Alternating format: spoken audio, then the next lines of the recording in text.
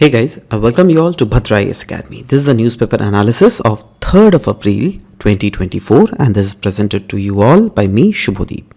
तो चलिए शुरुआत करते हैं. सबसे पहले हम लोग आर्टिकल देखेंगे आज का इंडियन एक्सप्रेस से. नाउ यहाँ पे हम लोग बात करेंगे इंडिया का स्ट्रैटेजिक फोकस ऑन जो क्या है सेंटर करता है in and around Africa. Yes, this is Africa, right. तो हमारा जो ग्लोबल साउथ विजन है उसमें सबसे जो प्राइम फोकस है हमारा अफ्रीका, उसी के बारे में इस पूरे आर्टिकल में चर्चा की गई है. तो जियोपॉलिटिकल एंगल से yes, this article in itself is a very very very important article, क्योंकि अगर आपका मेंस भी तो आने वाला है ना, तो आपके मेंस पर्सपेक्टिव से भी इस आर्टिकल को समझने की कोशिश कीजिएगा. नाउ क्लियरली बोला गया है what is India's global south vision. Now India का ग्लोबल साउथ विजन है क्या?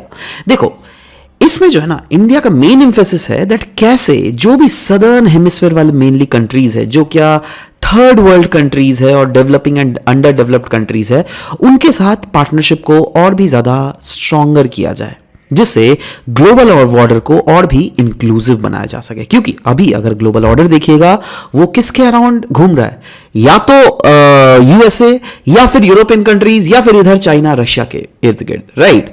बट अभी अगर हम इन कंट्रीज के साथ अगर इक्वलिटी मोड में अगर आगे बढ़ सके, जिससे इनको भी इंक्लूड करके ग्लोबल ऑर्डर में आगे बढ़ सके, तो अनडाउटेडली इनके भी दिल में हमारे लिए रिस्पेक्ट और भी ज्यादा बढ़ जाएगा. And that is what the geopolitical game is all about. So यहां पे बोला गया है दैट अनडाउटेडली इन सारे कंट्रीज के साथ हमारा इकोनॉमिक कोऑपरेशन तो इंक्रीज करेंगे ही, बट साथ ही साथ मल्टीलैटरलिज्म, सॉलिडारिटी भी इन सारे कंट्रीज के साथ हम इंप्रूव करेंगे, जिसके साथ ओवरऑल प्रमोट हो सके सस्टेनेबल डेवलपमेंट इन कंट्रीज के साथ. नाउ अफ्रीका का इंपॉर्टेंस इंडिया के ग्लोबल साउथ विजन के लिए इतना इंपॉर्टेंट क्यों है? क्योंकि इकोनॉमिक पार्टनरशिप को अगर देख लीजिएगा, yes, India and Africa immense economic potential दोनों ही कंट्रीज पोस्ट करते हैं, जिसमें इंडिया का अगर इन्वेस्टमेंट देख लीजिएगा ना 2023 में ही अगर बात करूं, $98 बिलियन से भी बड़ा बायलैटरल ट्रेड हो गया है दो देशों के बीच में. यही नहीं, स्ट्रैटेजिक अगर इन्फ्लुएंस देख लीजिएगा तो अफ्रीका का प्रेजेंस अगर ग्लोबल फोरम में देख लीजिएगा बहुत ही ज्यादा पाइवोटल है, क्योंकि इंडिया का जो विजन है ना in rule based global governance, उसके लिए अफ्रीका इंडिया का सब समय सपोर्ट करती है, राइट, है ना. सो इनफैक्ट यहां पे भी देखिएगा G20 समिट में अफ्रीकन यूनियन ने इंडिया के रिलेटेड एडवोकेसीज भी किया था. ठीक है. Next is energy security. Yes, cooperation in energy sector अगर देख लीजिएगा इंडिया और अफ्रीका के बीच में बहुत ही ज्यादा क्रूशियल है, जिसमें अफ्रीका पोजेस करता है 30% of world's critical mineral reserve, जो क्या अनडाउटेडली इंडिया के लिए बहुत ही ज्यादा एसेंशियल है, क्योंकि हम लोग का एम क्या है दैट हम लोग फ्यूचर में लो कार्बन इकोनॉमी के तहत आगे बढ़े, राइट. तो यस, उसके लिए बहुत ही ज्यादा ये इंपॉर्टेंट है. नेक्स्ट बात करेंगे डिफरेंट अदर एस्पेक्ट जो कि इंडिया और अफ्रीका के रिलेशनशिप में है, जिसमें सबसे पहला हम लोग बात करेंगे कल्चरल. यस, इंडिया का रिलेशन अगर अफ्रीका के साथ देख लीजिएगा, कल्चरल सिविलाइजेशनल टाइज बहुत ही ज्यादा है ना. क्योंकि अगर देख लीजिएगा हमारा अगर इंडिया का ये विजन क्या है, वासुदेव कुटुंबकम, और वैसे ही अफ्रीका का भी विजन जो है ना ये है उबंतु. मतलब टेक्निकली दोनों सेम ही है, माफ कीजिएगा अगर कुछ प्रोनाउंसिएशन गलत हो जाए, है ना, बट या अल्टीमेटली दोनों का एम ये सेम ही है, राइट. पॉलिटिकल एंगल से अगर देख लीजिएगा हम अफ्रीका के साथ कैसे रिलेटेड है, यस, इंडिया ऑफर करता है assistance in defence capabilities, promote करती है सिक्योरिटी कोऑपरेशन और काउंटर करता है चाइना का मिलिट्री प्रेजेंस. सेम चीज अफ्रीका का भी है. इंडिया अफ्रीका कोऑपरेट करती है ग्लोबल इश्यूज में, जिसमें एडवोकेट करती है इंटरेस्ट ऑफ डेवलपिंग कंट्रीज और परस्यू करती है reforms in global governance institutions. यही नहीं, शेयर्ड विजन है दोनों का. जैसे इंडिया का व्यू है ना अफ्रीका में as a foreign policy priority, जो क्या ऑफर करती है सपोर्ट विदाउट कंडीशनैलिटीज. जैसे अगर अफ्रीका को सपोर्ट करना हुआ आपका चाइना के लिए, तो चाइना बहुत ज़्यादा कंडीशंस अप्लाई करती है, बट इंडिया बिना कंडीशंस के सब ये सपोर्ट करती है. इनफैक्ट अगर देख लीजिएगा हामिद अंसारी ने भी ये बोला था दैट इंडिया और अफ्रीका के बीच में कॉपरेशन बहुत ही ज़्यादा इंपॉर्टेंट है, क्योंकि दोनों ही रीजन जो है कॉमन हिस्टोरिकल एक्सपीरियंस और कल्चरल लिंक्स शेयर करते हैं। वो भी अंग्रेजों के अंडर दबे हुए थे, हम भी अंग्रेजों के अंडर दबे हुए थे। कहीं ना कहीं ग्लोबल मैटर में हम दोनों रीजन्स का बिल्कुल कन्वर्जेंस है। कॉमन अप्रोच हम लोग यूज़ करते हैं in meeting the developmental challenge, और कहीं ना कहीं हम एक दूसरे के स्ट्रेंथ और कैपेबिलिटीज़ को कॉम्प्लीमेंट भी करने में बहुत ही ज़्यादा सक्षम है, राइट। इनफैक्ट हमारे प्रधानमंत्री जी ने भी बोला था दैट दोनों देशों के बीच में जो लिंक है वो काफ़ी ज़्यादा स्ट्रॉन्ग इमोशनल लिंक है। डेवलपमेंटल असिस्टेंस की अगर बात करें तो यस, इंडिया काफ़ी उनके लोगों को ट्रेनिंग और कैपेसिटी बिल्डिंग प्रोग्राम ऑर्गेनाइज करती है उन लोगों के लिए। In fact India has worked with Japan, जी हाँ, हम जापान के साथ भी काम कर रहे हैं जिससे क्रिएट किया जा सके एशिया अफ्रीका ग्रोथ कॉरिडोर। और इंडिया ने जो है ना अफ्रीका के ऊपर लेंडिंग जो देती है ना वो भी इंक्रीज कर दिया है, क्योंकि हम क्या चाहते हैं दैट चाइना का जो इन्फ्लुएंस है अफ्रीकन नेशंस के ऊपर वो घट सके, ठीक है। हेल्थ कोलैबोरेशन सेक्टर में अगर देख लीजिएगा अनडाउटेडली ये इसमें तो खैर इंडिया राजा है। इंडिया का फार्मास्यूटिकल कंपनीज जो है बहुत ही जेनरिक मेडिसिन उनके लोगों को प्रोवाइड करती है, तो यस इसके लिए बहुत ही बड़ा गुडविल है इंडिया का। And India develop medical teams and offers technical assistance, जिससे वहाँ पे कॉम्बैट किया जा सके वेरियस डिजीजेस जैसे HIV AIDS, malaria, Ebola, right. Defence cooperation में अगर देख लीजिएगा तो यस इंडिया ने साइन किया है MOU अफ्रीकन नेशन के साथ on the Indian oceanic rim. In fact India host करती है India Africa defence dialogue, defence level meet में, एंड कंडक्ट किया जाता है ट्राइलैटरल मैरीटाइम एक्सरसाइज, जिससे मैरीटाइम रीजन में तंजानिया और मोजाम्बिक के साथ इंडिया प्रैक्टिस करती है, जिससे मैरीटाइम जो कॉपरेशन है इन कंट्रीज के साथ बढ़ सके और साथ ही साथ पायरेसी रिलेटेड एक्टिविटीज़ भी घट सके। यही नहीं, दोनों देशों के बीच में टेक्नोलॉजी एंड डिजिटल कॉपरेशन भी बहुत ज़्यादा है, क्योंकि इंडिया ने सेटअप किया है fibre optic network satellite connectivity के लिए, टेलीमेडिसिन, टेली एजुकेशन अफ्रीका में under the pan Africa E network project. यही नहीं, हम लोगों ने इंट्रोड्यूस किया है इनिशिएटिव्स जैसे ई विद्या भारती, ई आरोग्य भारती, जिससे प्रोवाइड किया जा सके फ्री टेली एजुकेशन और medical education to African students as well as वहाँ के हेल्थ केयर प्रोफेशनल्स को। एजुकेशन एंड स्किल डेवलपमेंट के सेक्टर में अगर देख लीजिएगा, यस इंडिया और अफ्रीका कोलैबोरेट कर रही है दोनों के एजुकेशनल इंस्टीट्यूशंस, जिससे इन्हांस कर सके ओवरऑल स्किल डेवलपमेंट एस्पेक्ट्स को। Renewable energy and sustainable aspect में अगर बात करें तो यस जॉइंट इनिशिएटिव्स है in renewable energy as well as sustainable development, जैसे international solar alliance, combat climate change, है ना। तो इसमें सिर्फ इंडिया ही नहीं अफ्रीकन नेशंस भी पार्टिसिपेट कर रहे हैं। पीस कीपिंग डिप्लोमेसी में तो खैर बात ही नहीं है, क्योंकि इंडिया एंड अफ्रीका कोलैबोरेट करती है ग्लोबल फोरम में, जिससे दोनों देश पीस, स्टेबिलिटी और ग्लोबल इंस्टीट्यूशंस में रिफॉर्म के रिलेटेड बात करती है। In fact India has led the proposal for including African Union in G20 as well. So कहीं ना कहीं इन सब सेक्टर में देखकर ये क्लियरली लिखता है दैट यस दोनों जो है अभी के लेवल में भी कॉपरेट कर रहे हैं, और फ्यूचरिस्टिक प्रोजेक्शंस भी अगर देख लीजिएगा दोनों रीजन काफ़ी ज़्यादा कॉपरेट कर रहे हैं। बट कुछ चैलेंजेस अभी भी हैं, जैसे मिस गवर्नेंस। जी हाँ, इसमें क्या क्या आता है, poor governance, corruption, lack of accountability, ये बहुत सारे अफ्रीकन कंट्रीज में हम लोग को देखने को मिल रहा है, जिसके कारण जो कॉपरेशन जो है ना दोनों देश रीजन्स के बीच में वो उतना इफेक्टिव नहीं हो पा रहा है। अनप्लान्ड डेवलपमेंट, क्योंकि दोनों रीजन अगर देख लीजिएगा वहाँ पर रैपिड पॉपुलेशन ग्रोथ हो रहा है, अर्बनाइजेशन हो रहा है, जिसके कारण इन्वायरमेंट भी डिग्रेड होता हुआ दिख रहा है। यही नहीं, dominance of ruling tribe, ethnic and tribal conflict तो बहुत ज़्यादा बरकरार है, एंड वहाँ पे पावर का भी मोनोपोलाइजेशन है कहीं ना कहीं। तो ये सब होने से कहीं ना कहीं इंडिया का अगर आप एस्पेक्ट देख लीजिएगा, हम लोग क्या डेमोक्रेटिक कंट्री है, वी बिलीव इन डेमोक्रेसी, जहाँ पे by the people, of the people, for the people होता है। बट यहाँ पे तो अगर कुछ एथनिक और ट्राइबल कॉन्फ्लिक्ट होता है, या फिर कुछ अगर ट्राइबल पावर्स, या फिर कोई एक पर्टिकुलर फैमिली का अगर मोनोपोलाइजेशन हो कोई भी देश के पॉलिटिक्स में, तो वो तो इंडिया के ग्रोथ के लिए अच्छा नहीं है ना। Inter tribal scrimmage, frequent clashes होते रहते हैं ओवर द रिसोर्सेज, है ना, वेरियस कंट्रीज के बीच में, वेरियस ट्राइब्स के बीच में। टेररिज्म, यस थ्रेट है वहाँ पर इस्लामिक टेररिज्म और ग्लोबल नेटवर्क का, राइट। चेंजिंग क्लाइमेट, वल्नरेबिलिटी है वो, मतलब वो ऐसे रीजन्स है जो कि काफ़ी ज़्यादा वल्नरेबल है क्लाइमेट चेंज से, एंड बहुत ज़्यादा हमें क्लाइमेट रिलेटेड नेगेटिव इम्पैक्ट्स भी हम लोग को देखने को मिलता है। Run away food inflation, yes, high food prices affecting millions of people over there, right. यही नहीं, एक्सटर्नल इंटरवेंशंस भी हम लोगों को देखने को मिल रहा है, जहाँ पे military interventions has already worsened the situations, right. कहीं ना कहीं हम लोग को देखने को मिल रहा है रिटर्न ऑफ मिलिट्री जनरल। तो ये क्या है, ये तो कोई डेमोक्रेटिक गवर्नमेंट नहीं है ना, है ना। कंपटीशन बाय एक्सटर्नल प्लेयर्स जैसे China, Russia, US, EU, Japan, Turkey, UAE, सब लोग उसके पीछे पड़े हुए हैं, है ना, क्योंकि उनके पास क्या है, मार्केट है, उनके पास क्या है, बोला जाता है दैट 2050 तक जो है ना उनका पॉपुलेशन दुनिया में one of the largest population हो जाएगा। तो अनडाउटेडली वहाँ पर मार्केट होंगी, वहाँ पर बहुत सारे कंट्रीज डेवलपिंग स्टेजेस में, राइट। तो ये सब एस्पेक्ट है। नेक्स्ट हम लोग बात करेंगे first ever nuclear energy summit का।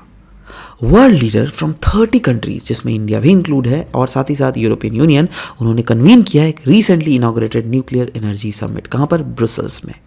और इसके थ्रू एम्फेसाइज करना चाहते हैं दैट देखो भाई, न्यूक्लियर पावर का जो रोल है ना in achieving energy security, climate goals as well as sustainable development, undoubtedly it is very much. Now key takeaway अगर देख लीजिएगा from the nuclear energy summit, वो क्या क्या है? सबसे पहला है promotion of nuclear energy, that is इस समिट में एम ही किया गया है दैट न्यूक्लियर एनर्जी को as a vital component consider करना है, और हम लोग जो फ्यूचर में एम कर रहे हैं दैट कार्बन के ऊपर रिलायंस हम लोग घटाएंगे, तो यस, उसके लिए nuclear energy is very very needed. दूसरा है historic inclusion in global stocktake. Undoubtedly देखो, जब से COP28 में ग्लोबल स्टॉकटेक का इंक्लूड किया गया, तब से न्यूक्लियर एनर्जी डिप्लॉयमेंट को एम्फेसाइज किया गया और उसके यूजेजेस को एक्सलेट की जाने की बात की जा रही है, क्योंकि ग्लोबल स्टॉकटेक जो है मॉनिटर करती है पेरिस क्लाइमेट के जो एग्रीमेंट के गोल्स है ना उनको, राइट।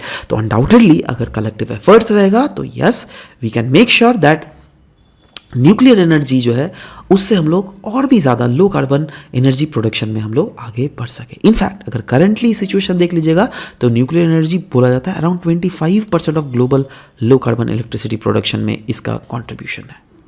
नेक्स्ट हम लोग बात करेंगे atoms for net zero initiative. Now ये जो समिट है ये कोलैबोरेट करती है विद IAEA का atomic for net zero programme, जो क्या एम है in supporting the member states, जो भी इसके मेंबर स्टेट्स है, जिससे क्या वो लोग एफर्ट लगा सके, जिससे यूटिलाइज किया जा सके न्यूक्लियर एनर्जी, जिससे नेट जीरो एमिशन फ्यूचर में हो सके।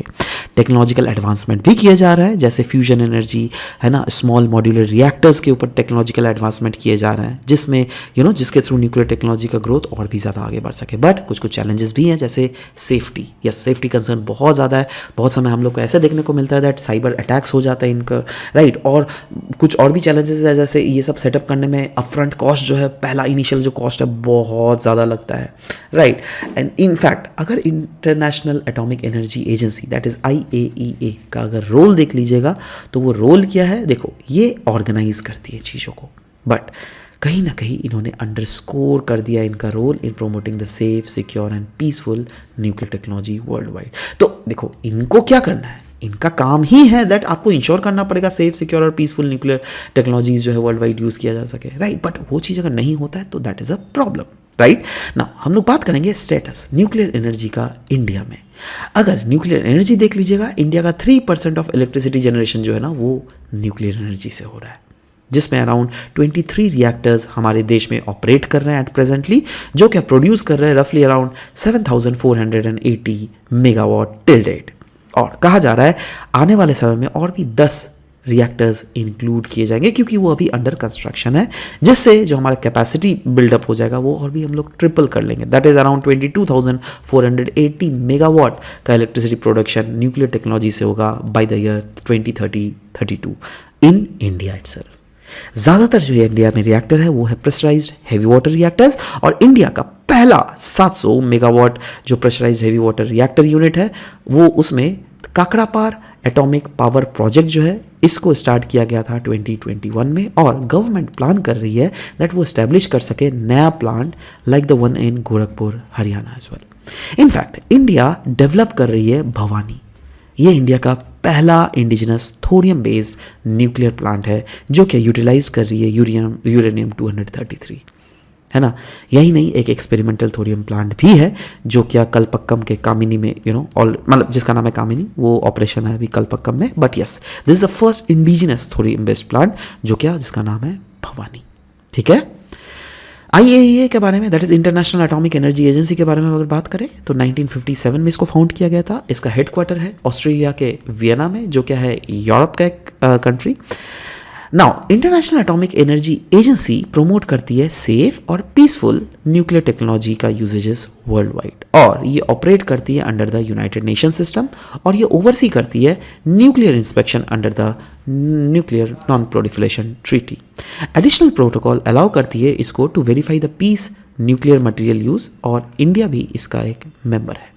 नेक्स्ट हम लोग बात करेंगे कत्ताचीवू आइलैंड। इलेक्शंस आने वाले हैं और इलेक्शंस के कारण ये जो कत्ताचीवू आइलैंड है इसका अभी रिसेंटली एक पॉलिटिकल पार्टी ने आवाज़ उठाया था। नाउ हम यहाँ पे पॉलिटिकल पार्टीज के टसल्स के बारे में नहीं बात करेंगे, हम बात करेंगे कत्ताचीवू आइलैंड ये है का। ये है हमारा इंडिया और ये है श्रीलंका। उसके बीच में जो पाक स्ट्रेट है यहीं पर एक छोटा सा आइलैंड है जिसको हम लोग बोलते हैं कत्ताचीवू आइलैंड के नाम से, राइट। नाउ ये जो है तमिलनाडु के रामेश्वरम कोस्ट से, ये है रामेश्वरम, उसके कोस्ट से रफली अराउंड 20 किलोमीटर्स के दूरी पर सिचुएटेड है कत्ताचीवू आइलैंड। 1974 में एक एग्रीमेंट किया गया था हमारे तब के प्रधानमंत्री श्रीमती इंदिरा गांधी जी के अंडर और तब के श्रीलंका के लीडर श्रीमा RD बंदा, माफ करना ये प्रोनाउंसिएशन मैं नहीं कर पा रहा हूँ, राइट। तो इनके अंडर बेसिकली ये एग्रीमेंट साइन किया गया था, और इस एग्रीमेंट के तहत इंडियन फिशरमैन को अलाउ किया गया था दैट वो इस आइलैंड के चारों ओर फिशिंग कर सकते हैं, अपने नेट्स को ड्राई कर सकते हैं, और इंडियन पिलग्रिमेजेस को भी अलाउ कर दिया गया था दैट वहां पर ना एक कैथोलिक श्राइन है ना, तो वहां पर भी अगर इंडियन पिलग्रिम्स चाहे तो वो वहां पर जा सकता है। बट 2 साल बाद फिर से एक एग्रीमेंट साइन किया गया 1976 में। इसमें डिफाइन किया गया दैट मैरीटाइम यहाँ पर बाउंड्रीज है तो है क्या। यहाँ पर डिफाइन किया गया दैट इंडिया का एक्सक्लूसिव इकोनॉमिक जोन कहाँ तक है और श्रीलंका का एक्सक्लूसिव इकोनॉमिक जोन कहाँ तक है, और ये कहीं ना कहीं रिस्ट्रिक्ट कर रहा था fishing of each other's water without explicit permission from either's country. मतलब हमारे मछुआरे और यहाँ पर नहीं जा सकते थे बिना श्रीलंका के परमिशन से, right. Fishing rights despite the transfer, traditional fishing activities दोनों इंडियन साइड से एज वेल एज श्रीलंका के फिशर फोक यहाँ पे कंटिन्यू करा और रेगुलेट किया जाता था बाय 1976 का एग्रीमेंट, मतलब परमिशन लेने के बाद ये सब करना। बट इस रीजन का हिस्टोरिकल सिग्निफिकेंस भी है क्योंकि कत्ताचीवू हैज़ बिन हिस्टोरिकली सिग्निफिकेंट, क्योंकि यहाँ पे एक चर्च है जिसको हम लोग कहते हैं सेंट एंटोनी चर्च, और यहाँ पे एनुअल फेस्टिवल अट्रैक्ट करती है इंडिया से भी एज वेल एज श्रीलंका से भी वेरियस डिवोटीज को। यहाँ इसकी अगर लीगल स्टेटस की अगर हम लोग बात करें तो despite the call of for retrieval the Indian government through various statements affirmed Kattachivu's status as belonging to Sri Lanka's based on 1947 and 1976 agreement, है ना। मतलब अल्टीमेटली ये रिट्राइवल के बावजूद भी इंडियन गवर्नमेंट बहुत सारे स्टेटमेंट्स अफर्म किया है आज तक दैट जी हाँ कत्ताचीवू आइलैंड का जो स्टेटस है वो श्रीलंका से ही बिलोंग करता है। बट अभी क्योंकि इस मैटर को रेज किया जा रहा है, मुझे पता नहीं क्यों लग रहा है दैट ये इसलिए भी रेज किया जा रहा है क्योंकि श्रीलंका कहीं ना कहीं आप देख रहे हो दैट चाइना के साथ जिससे उसका क्लोजनेस ना बढ़े तो इनडायरेक्टली इंडिया का एक धमकी भी हो सकता है, right. So anyways this is the kind of geopolitics that is going behind it. Next हम लोग बात करेंगे एटॉमिक क्लॉक के बारे में। क्यों न्यूज़ बात करेंगे, क्यों न्यूज़ में है, क्योंकि इंडिया डिप्लॉय कर रही है एटॉमिक क्लॉक नेशन वाइज जिससे सिंक्रोनाइज किया जा सके all digital services with Indian Standard Time. इससे इन्हांस किया जाएगा uniformity as well as national security. Atomic clock ये एक highly accurate time keeping devices है जिसमें क्वार्ट्ज क्रिस्टल का इस्तेमाल किया जाता है, क्वार्ट्ज क्रिस्टल ऑसिलेटर का इस्तेमाल किया जाता है एटम में, और इससे टाइम को बहुत ही प्रिसाइजली मेजर किया जाता है। क्यों? क्योंकि यहाँ पे एटम्स के फ्रीक्वेंसी जो कि काफ़ी कंसिस्टेंट रहता है उनसे मेंटेन किया जाता है टाइम को। इसको इन्वेंट किया गया था 1955 को, किसके द्वारा? ल्यूई एसन के द्वारा, ठीक है, नाम याद रखिएगा। Type of atomic clocks caesium as well as hydrogen maser atomic clock होता है, साथ ही साथ हाइड्रोजन मेसर क्लॉक काफ़ी ज़्यादा एक्यूरेट क्लॉक है। एटॉमिक क्लॉक अगर इंडिया के बारे में बात करें, yes, council of industrial and scientific research that is CSIR का नेशनल फिजिक्स लेबोरेटरी जो है ना न्यू दिल्ली में, वो मेंटेन करती है इंडिया का स्टैंडर्ड टाइम। किसके through? Caesium and hydrogen maser clocks के थ्रू। और ये जो CSIR NPL, CSIR that is Council of Industrial Scientific and Research National Physics Laboratory, ये सेटअप कर रही है एटॉमिक क्लॉक्स भुवनेश्वर, जयपुर, हैदराबाद में और साथ ही साथ अहमदाबाद एंड फरीदाबाद में भी। और इसके थ्रू सिंक्रोनाइज किया जाएगा इंडियन स्टैंडर्ड टाइम को। करंटली जो टाइम कीपिंग है वो रिलाई होती है on satellite, but government aim कर रही है to connect all the atomic clocks using optical fibre, जिससे इन्हांस किया जा सके हमारे सिक्योरिटी को। इसकी इम्प्लीमेंटेशन की अगर बात करें, yes, ministry of consumer affairs and NPL दोनों मिलकर इसको इम्प्लीमेंटेशन कर रही है और ये इंश्योर करेगी वन नेशन वन टाइम हो सके बाय दिस ईयर्स का जून, दैट इज 2024 का जून। ना सवाल होता है दैट नीड अचानक से क्या आपत्ति आ गई यार, इतना जल्दी अचानक से नीड क्यों बढ़ गया एटॉमिक क्लॉक का? क्योंकि देखिए एटॉमिक क्लॉक अगर है ना तो ये इंश्योर करती है national security as well as independence in time keeping. क्योंकि कारगिल वॉर की ही अगर बात करें 1999 में, तब के समय यूएस कहीं ना कहीं पाकिस्तान का सपोर्ट करता था, राइट नाउ यूएस ने टर्न ऑफ कर दिया था GPS इंडियन आर्मी के लिए। इसके कारण लोकेशन इनएक्यूरिटीज हुई थी, राइट।